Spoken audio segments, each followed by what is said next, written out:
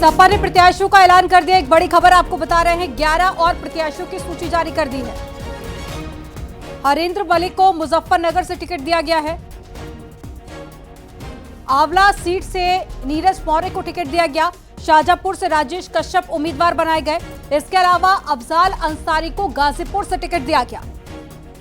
Samajwadi party ने एक और लिस्ट जारी कर दी है प्रत्याशियों की। इससे पहले भी एक लिस्ट जारी की गई थी, जिसमें ज्यादातर अखिलेश यादव के परिवार के लोग ही शामिल थे, लेकिन अब जो दूसरी सीट जारी की गई है उसमें कुछ और भी नाम सामने आए हैं। समाजवादी पार्टी ने 11 और प्रत्याशियों की सूची जारी कर दी है। हरेंद्र मलिक को मुजफ्फरनगर से टिकट दिया गया। आंवला सीट से नीरज मौर्य उम्मीदवार बनाए गए हैं। और ज्यादा जानकारी के साथ में संकेत मिश्रा फोन लाइन पर जुड़ गए हैं। संकेत, एक और लिस्ट जारी कर दी गई है समाजवादी पार्टी की तरफ से। 11 उम्मीदवार बनाए गए हैं। आंवला सीट से नीरज मौर्य और साथ ही शाहजहांपुर से राजेश कश्यप को उम्मीदवार बनाया गया है। इसके अलावा और कौन कौन से नाम इस लिस्ट में शामिल है?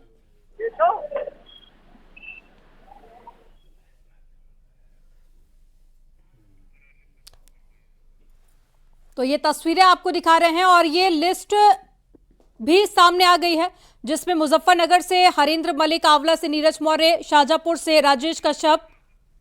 अलाउद्दीन हमारे साथ में जुड़ गए हैं ज्यादा जानकारी के साथ में। अलाउद्दीन, बताइए और कौन कौन से नाम लिस्ट में शामिल है?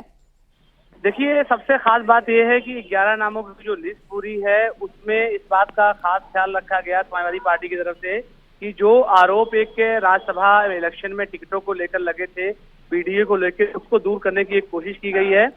जो इंटरेस्टिंग बात है उसमें ये है कि जिस सीट को लेकर के आरएलडी से सबसे ज्यादा बवाल हुआ था, उस सीट पर भी समाजवादी पार्टी ने अपना प्रत्याशी घोषित कर दिया है। समाजवादी पार्टी शुरू से चाह रही थी कि हरेंद्र मलिक की मुजफ्फरनगर से चुनाव लड़ें और मुजफ्फरनगर सीट आरएलडी चाह रही थी, तो इस बात पर बात बनी नहीं थी और फिर संबंधों में विच्छेद हो गया। वो सबको दिखाई दे रहा है कि एनडीए का पार्ट आरएलडी अब होने जा रही है। एक तो वो सीट, दूसरी बेनी प्रसाद वर्मा जो कि 2 बार कैबिनेट मंत्री हैं, उत्तर प्रदेश सरकार में मंत्री थे, बेहद कद्दावर कुर्मी नेता हैं, उनकी जो परपौत्री हैं श्रेया वर्मा, उनको समाजवादी पार्टी ने गोंडा से प्रत्याशी बनाया है। मुख्तार अंसारी के भाई को, बड़े भाई को, हालांकि वो मौजूदा वक्त में सांसद भी हैं, अफजाल, गाजीपुर से 2019 में समाजवादी पार्टी और बसपा का जो गठबंधन हुआ था, तो उस दौरान वो चुनाव जीते थे गाजीपुर से। उनको अब समाजवादी पार्टी ने अपने सिंबल, यानी मुख्तार अंसारी के भाई को अपने सिंबल पर समाजवादी पार्टी ने गाजीपुर से प्रत्याशी बनाया है। तो ऐसे में जो सबसे खास और अहम बात है, समाजवादी पार्टी की जो पूरी लिस्ट है उसमें इस बात का ख्याल रखने की कोशिश की गई है कि कहीं से जो पीडीए पर का एक आरोप लगता है उससे बचाव हो जाए। लेकिन अब बात ये बहुत ज्यादा साफ हो गई है तीसरी, कि कांग्रेस जहां अपने दावे ठोक रही थी, आंवला की सीट हो, मिश्रिक की सीट हो, बहराइच की सीट हो, गोंडा की सीट हो, इन चारों सीटों पर समाजवादी पार्टी ने अपने प्रत्याशी घोषित कर दिए हैं। समाजवादी पार्टी के राष्ट्रीय अध्यक्ष अखिलेश यादव ने आज ही कहा था कि जब तक सीट शेयरिंग पर बातचीत नहीं होगी वो न्याय यात्रा में शामिल नहीं होंगे राहुल गांधी के।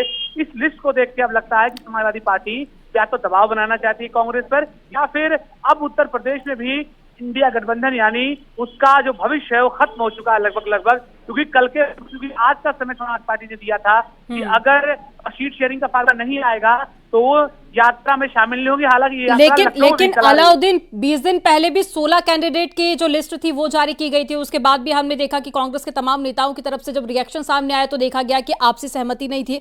अब एक बार फिर से लिस्ट जारी कर दी है, जैसा कि आप यहाँ पर जिक्र कर रहे थे। उसमें कुछ सीटें ऐसी भी है जहां पर कांग्रेस को लगा था कि वो अपने उम्मीदवार उतारेगी।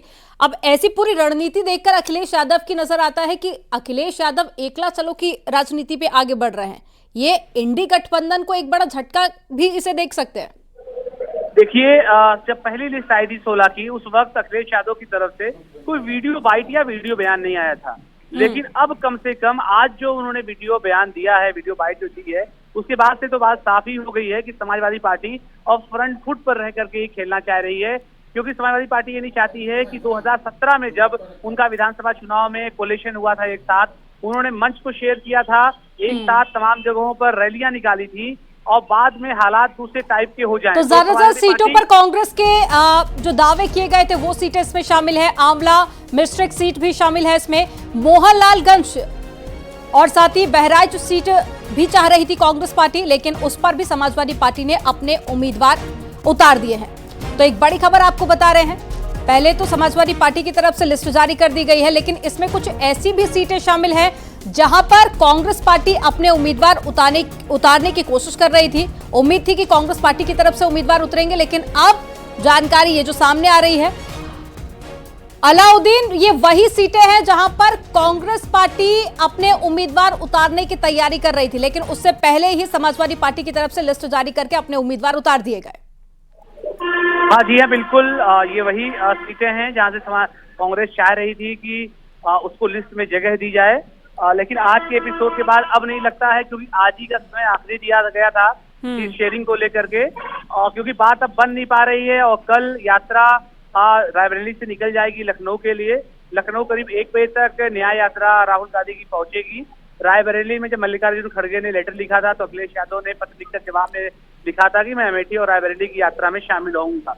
लेकिन जब यात्रा अब रायबरेली से निकलेगी तो ये बात बिल्कुल साफ हो गई है कि वो शामिल नहीं होंगे, और जब वो 12-1 बजे के लगभग लखनऊ पहुंचेगी तब भी राहुल गांधी को इस न्याय यात्रा में अकेले। अलाउद्दीन, यहाँ पर रोकना चाहूंगी, हमारे साथ में अंशु अवस्थी जी जुड़ गए हैं, कांग्रेस पार्टी से प्रवक्ता है। सर, बहुत स्वागत है आपका।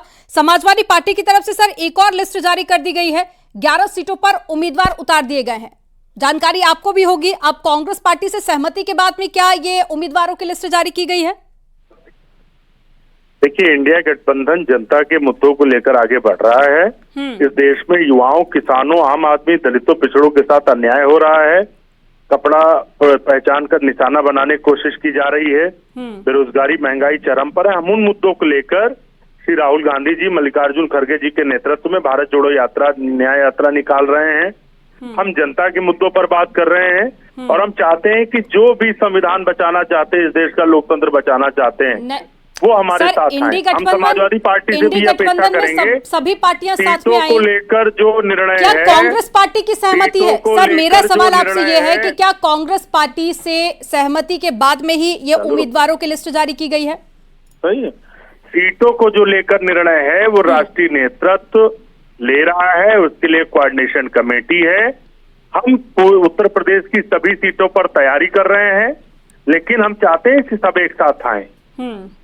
लेकिन सर, कोऑर्डिनेशन तो नजर नहीं आ रहा ना। इससे पहले भी एक लिस्ट जारी की गई थी, उसके बाद में आपकी पार्टी के नेता की तरफ से ही हमने देखा कि अलग अलग रिएक्शन सामने आए।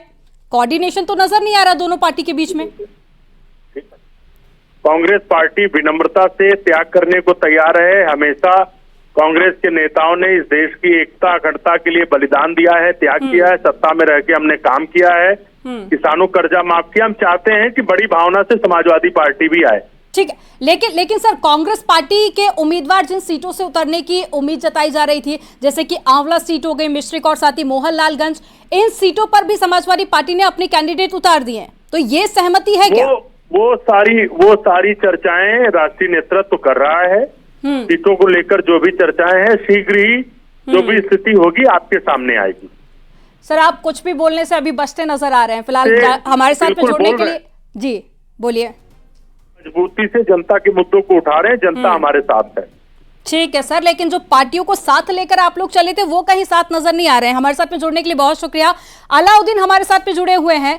अलाउद्दीन, आपने भी सुना होगा कि अब कांग्रेस पार्टी यहां पर कुछ भी कहने से बचती नजर आ रही है। हालांकि जनता के मुद्दों को जरूर गिना रही है, लेकिन जिन पार्टियों को साथ में लेकर कांग्रेस पार्टी ने इंडी गठबंधन बनाया, अब वहां पर ये गठबंधन साथ में कहीं नजर नहीं आ रहा है। नाराजगी इससे पहले भी देखी जा रही थी। अब एक और जो लिस्ट जारी की गई है, देखना होगा कि कांग्रेस पार्टी की तरफ से अब आगे किस तरह के रिएक्शन सामने आते हैं।